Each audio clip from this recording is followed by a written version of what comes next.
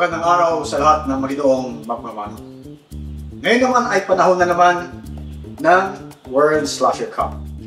So ano yung mga health issues na karaniwan na binibigyan ng pansin pag naglalaban tayo ng manok? Doon sa mga lugar na may nagkakapestehan, may mga tanong kung pwede bang magbakuna ng kanilang pantaban. Kasi ang naging common na paniwala, huwag kang magbakuna ng manok pag ikaw ay maglalaban. Yung iba naman ay okay lang na magbakuna ka kahit na ikaw ay maglaban. So ano ang background ng issue na ito?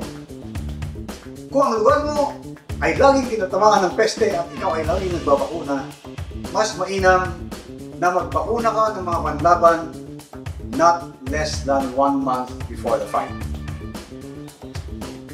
Kung wala namang problema sa lugar mo, okay lang na walang bakuna ang inyong mga manok. Kaya na nasabi ko nung nakaraan, nasa history at diskarte kung paano ang gagawin nyo. Doon sa nagbabakuna, bakit not less than 1 month before the fight? May tinatawag tayo na delayed vaccine reaction. Actually, matagal na akong veterinaryo. Ang alam ko lang na vaccine reaction, mga 1 to 5 days after vaccination. Mapisik-pisik yung mga sisiyo, yung mga stag. Hindi ko alam na may tinatawag na delayed vaccine reaction hanggang sa nakasama ko minsan yung aming late Dean ng UP College of Veterinary Medicine, si Dean Rudy Teneira. Sabi niya sa akin, Dean, kung nakikita ko na yan is a delayed vaccine reaction.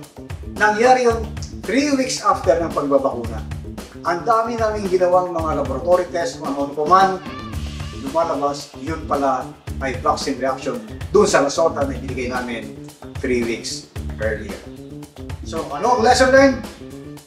Pag kayo ay nagbakuna ng manok na ilalaban, kailangan iyan ay at least 1 month before. Hindi within 3 weeks bago laban. Kasi pag nagkaroon ng vaccine reaction, na minsan nangyari na rin sa akin, mag-go off yung mga manok, hindi nyo may lalaban. Kung matigas ang ulo nyo at gusto nyo ba rin ilaban yung nag-off na manok, siyempre, mas malamang malayo sa atin ang panalo. Yon ang history ng pagbabakuna pag ikaw ay may panlaban. Yung sinasabi nila, halimbawa, marami ako naka-cord. Nandito yung masisiw ko, yung inahin ko, malapit. O yung iba, babakunahan ko. Maapektuhan ba yung mga panlaban ko? Bihira kong mangyari yan.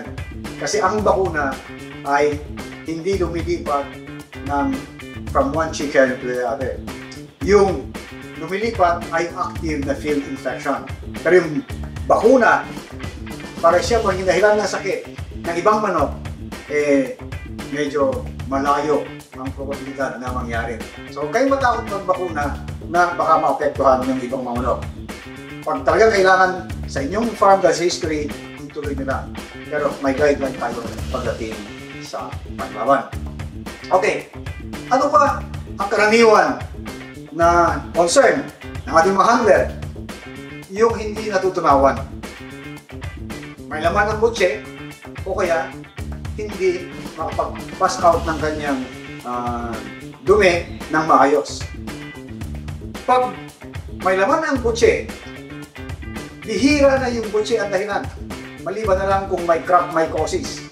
Ibig sabihin ng crop mycosis, nagkaroon ng infection, fungal infection doon sa butse. Pero karaniwan, pag hindi nagtunaw, ang problema nasa lower digestive tract. Nandun sa balon-balunan o nandun sa bituka. Ano ang pwedeng mangyari? Kaya kita mo mga handler, ingat na ingat na magpakain ng matitigas na bagay na dahil pwedeng magbara doon sa bituka. Mag-ingat din sa mga may nakakalat na sako o mga plastic.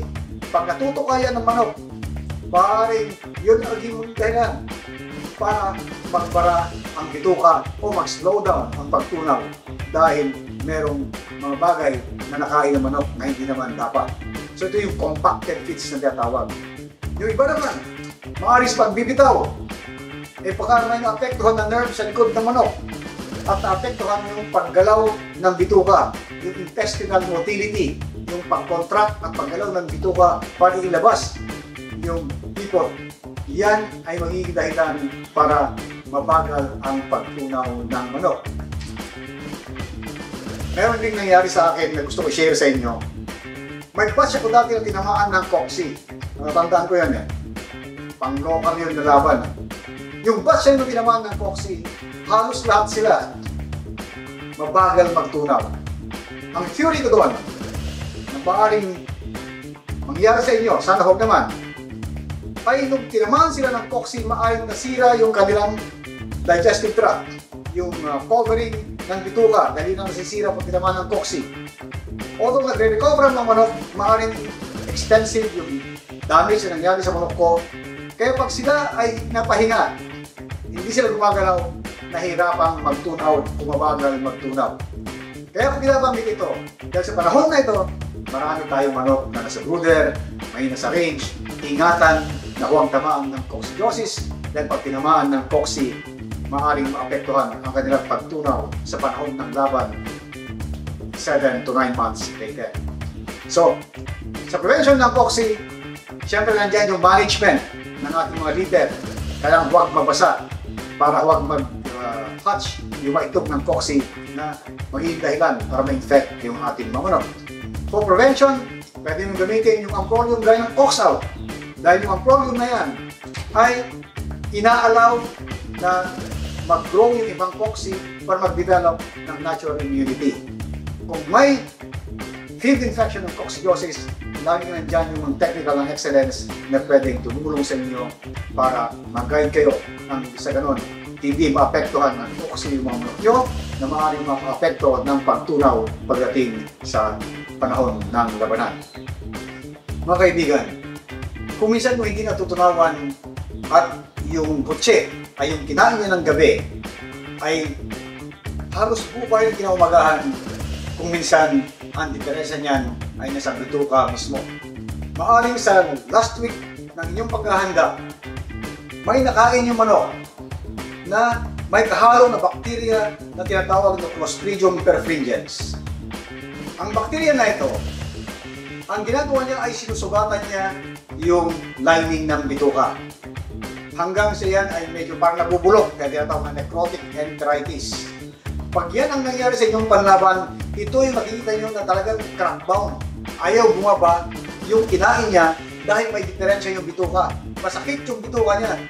Kaya para hindi lalong masaktan, pipigilan niya kung anuman ang pagkain na dadaan doon. Yun ang pinakamatindi na klase ng crackbound na ang dahilan ay necrotic enteritis dahil lamang sa mga bakterya. Napakahalaga talaga ang kalinisan pag tayo ay naghahanda ng mga panlaban. So mga kasabong, mga kaibigan, laging tandaan sa performance ng ating mga manok, health is always number one.